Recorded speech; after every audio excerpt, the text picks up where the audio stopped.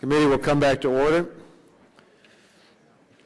When we recess to vote, I just recognize Mr. Barton for the purposes of offering an amendment. And if the clerk has the amendment at the desk, I'd like to have the amendment reported.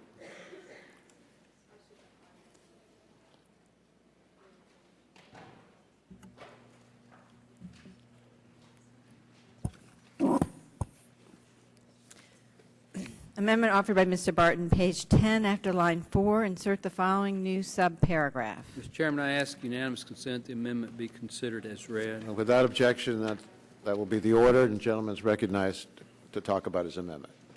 Thank you, Mr. Chairman, and I'm cognizant of the need for speed this afternoon, so that I don't think this will be a lengthy debate. One can question whether we should have a federal policy mandating broadband deployment. For one would answer that we should not do that.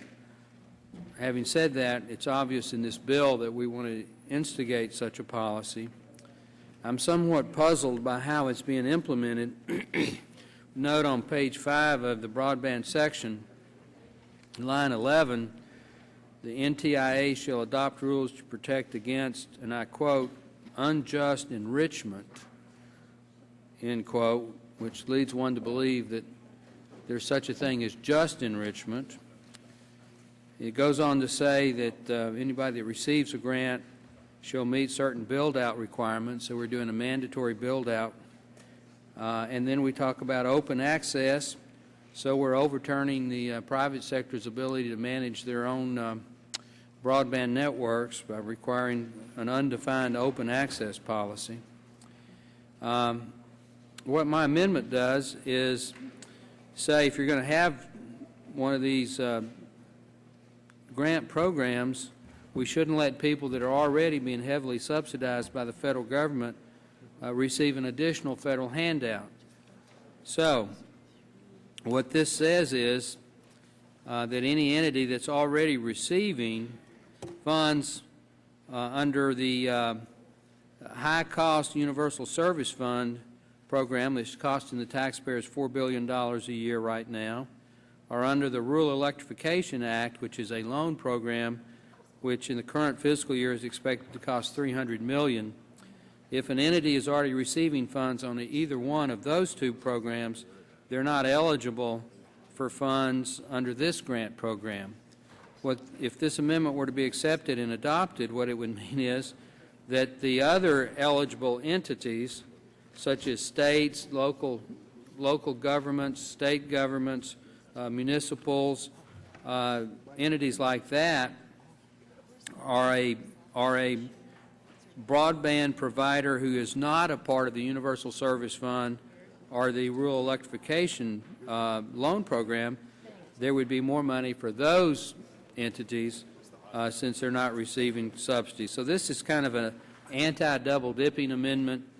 It says if you're receiving funds under one of these two programs, then you can't get funds under this broadband deployment program. So I would support the amendment and hope that it could be adopted by voice vote.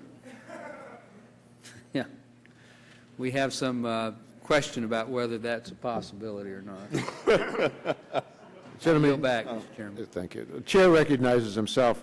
I have a lot of sympathy for what you're trying to accomplish, but you would prohibit any recipient of universal service funding or RUS funding from applying for an NTIA broadband grant.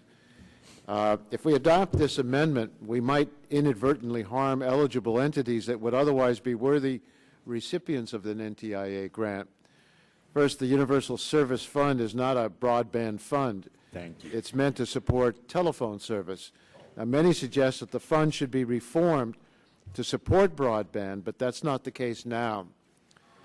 Since this is primarily a broadband funding bill, I don't think we should restrict it to only those parties that do not receive USF dollars.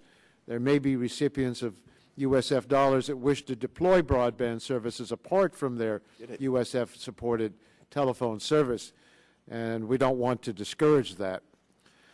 Secondly, under the terms of the program, NTIA is already required to consider whether unjust enrichment will occur as a result of an eligible entity receiving support through another federal program for service in the same area. In other words, NTIA is directed to watch for double dipping by eligible entities. Third, this could negatively impact the provision of service in some of the most rural areas in the U.S.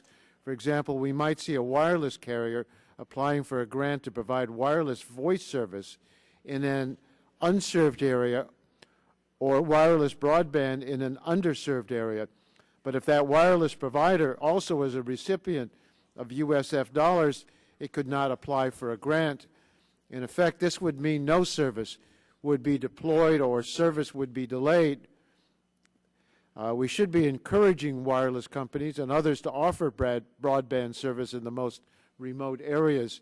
And finally, under the RUS program we've discussed, no area of a project funded with amounts made available may receive funding to provide broadband services under the Broadband Deployment Grant Program.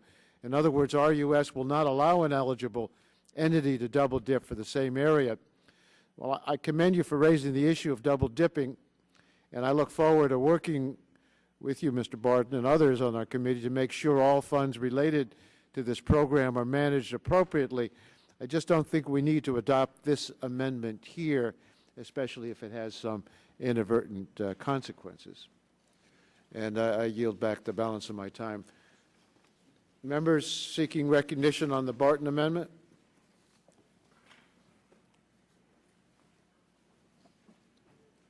If not, we'll proceed to a vote. All those in favor of the Barton Amendment will say aye. Aye. Aye. Oh, sorry, excuse me. I heard that. You can't unsay it.